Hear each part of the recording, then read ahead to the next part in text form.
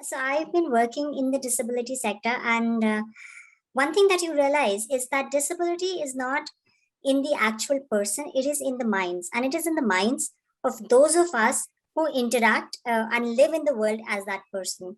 Disability is all about access. If we go 2000 years ago, a lot of us might be considered disabled from those times because maybe we don't have the environment to assimilate well in that society. For example, if that back then you needed to walk, let's say, 1,000 miles a day, which we can't do today, we would be considered disabled, right? So disability is all about the environment that you're in. It's all about the mindset that the society around you has, and it doesn't have anything to do with your capabilities, because capabilities tend to be defined by the world that you live in, defined by the way the world is structured. And that's the biggest problem, because we've got an inaccessible environment, and we've got a world which is not suited to all of our different needs, and hence we start calling some people disabled. How many of us today can stand up and go climb Mount Everest right now? Or how many of us can do a ballet dance and do the pirouette on our one foot, right? Not many of us. So by the logic of those who can do those things, most of us are disabled. So it's all about how you want to perceive a person. It's all about the environment that you live in. And uh, from a company perspective, let's look at this. If your client base is a set of people with diverse needs and diverse requirements, and you are a set of people who are very homogeneous and who are coming from similar backgrounds, you will never understand the needs of all of those other people, and hence you as a company will only keep delivering products or services to that specific set of people who match your backgrounds, because you were the ones who provided the solution. So from that perspective, the world will never become very inclusive and very accessible till everybody becomes a part of the problem solving. And I'm talking about inclusion here because if there are two people with just that little perspective who design the world, who design how everything looks, then they will have automatically excluded all those other people. And that same thing goes for women as well, right? It's not just people with disabilities, it's transgenders, it's women. To give you a small example, there are very few people who are in the policy making who are transgenders, or who are architects who are transgenders. And because of that, what happens is that there are no toilets for people who are transgenders out in the public. Women feel uncomfortable if they come to their toilets, and men feel uncomfortable if they come to their toilets. So there are no toilets when or for transgender persons in public spaces. So it's the same thing, right? If people with disabilities are not a part of the solution, not a part of the design.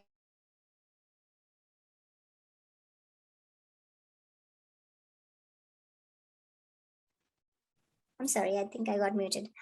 So there are no buildings with elevators. There are no buildings with sign language, with tactile tiles, or audio hearing aids.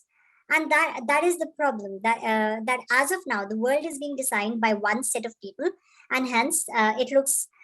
We've made all those other set of people as disabled because they don't conform into the definition of how the human body functions of those people who were designing the world. And as technology grows, we realize that a lot of us who couldn't do tasks earlier can now do all those things. So let's say, if you couldn't go out in the night earlier because there was no street lighting and there were no torches, you can do that now, right? So back then, when owls looked at us, they thought we were disabled. So, now that we can do that, owls can't say that about us. So if you think about it in that perspective, it's all of us. It's about how technology and how the world looks, and how accessible the world is, that defines whether we are disabled or whether we are abled as everybody else. And coming back to inclusion, the reason inclusion is important is because if if there are not different perspectives in the design of anything, when something is being made, whether it's a policy, it's a program, it's a product, it's a service, whatever it is, then the people who can use that will be limited as well. I remember this discussion that I was having with these people who were when I was in the municipal corporation, who were the market traders. And there was this whole thing about, how they wanted to use up the space. And what they never realized was that they were saying that, our sales are not that great. And the problem was that it was all the men who were designing that market, while the biggest customer was women. But there were no women's toilets, there were no footpaths for women to walk on, there were no seating for women to sit on. So they had designed a market based on their perceptions. On all of these men had gotten together and created a space which was very suitable to men, and that was keeping out the women who were their biggest customers. So it's the same way that if you design something which is very limited from where your thought process comes in, you will end up with something which is not to be used by a lot of other people, which also, when you look at it in a commercial terms, means that you lose out on the business that those other people could have brought to you. Plus, if there are multiple perspectives in designing of anything, that thing also can get used by many other people who you never even thought of, because there could be something innovative in the way they would use it, because you made it a lot more wide, and you made it a lot more easy for others to interact with. In disability sector, I think the biggest problem still is the access, which is what we've been talking about. And while there are a lot of policies and a lot of schemes, but if a child can't reach the classroom, how will he ever study? In that perspective, I think all this online education that we had to move to last year has sort of helped. While of course there is the other problem in that as well, that most people with disabilities in India come from poor backgrounds, because disability in India is very largely a result of poverty, of the mother not getting proper nutrition at the time of birth, during pregnancy, there being not proper medical care at the time of birth, there being some issues, post birth, and the child not getting proper treatment. So disability in India is very largely affected by poverty. And when you add the element of poverty on disability, all of those children who, did get left behind from the online education as well. But in the longer term, that can solve problems. For example, if there are children who cannot attend a class at all because they are bedridden, and we have a lot of those cases, a lot of illnesses affect children like that, those children can now study from home.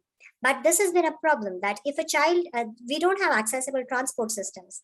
So if there is no way for me to reach a school, how will I get an education?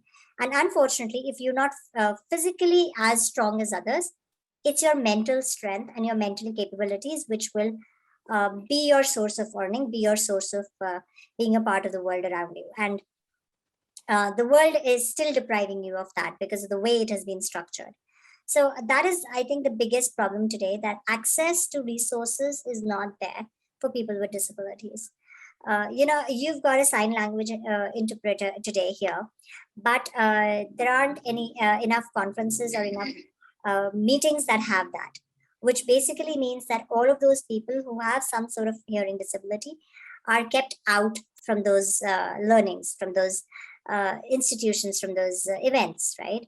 So it's not that they can't participate or they can't think. It's just that they cannot understand because there's nobody there to translate it into their language, and that's what has been hindering education, employment, full participation of all the people with disabilities.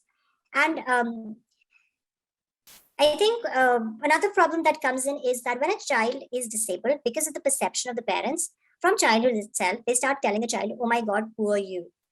So if the child has some capabilities, the perception of the parents, unfortunately, lowers those capabilities completely, because they start making the child feel that there is something wrong with you, there is something that the world needs to apologize for, or that you need to be ashamed of.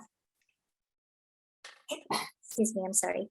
And because of that, all the capabilities that you had are dwarfed and are overshadowed by this thought process.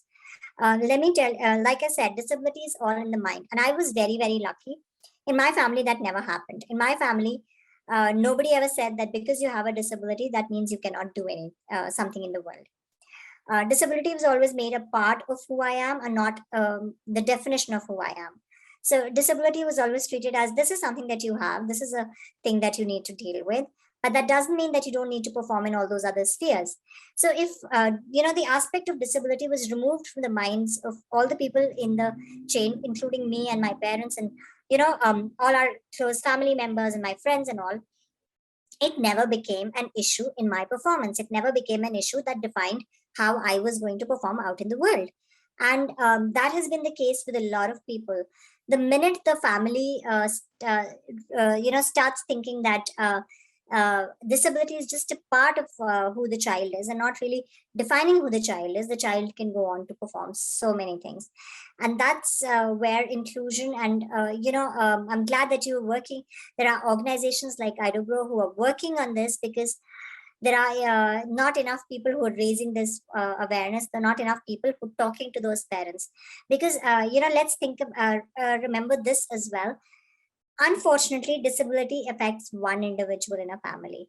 It's not something that is a caste based thing. So you have a whole group of people who are constantly together and who've grown up together and who live together, who will help you over those burdens.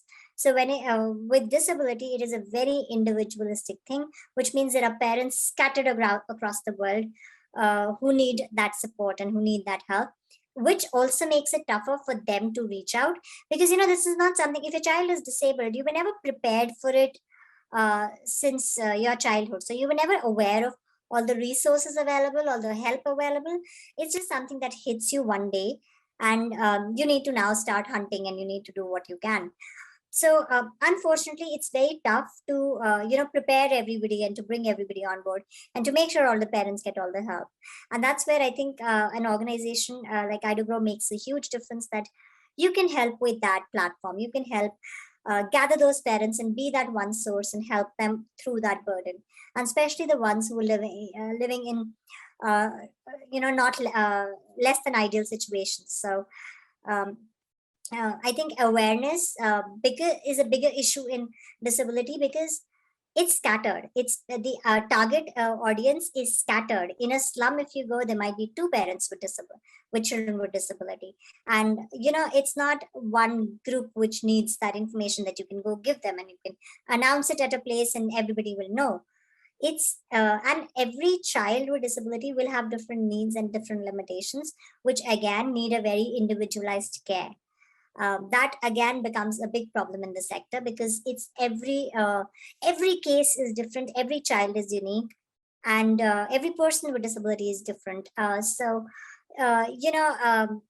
you've got all these thousands of talents, and with that you have these different kinds of problems associated with the person. So that in itself, if you think about it, it just becomes a very different case every time, which is why there has been a problem in creating solutions for disability and for people to offtake them.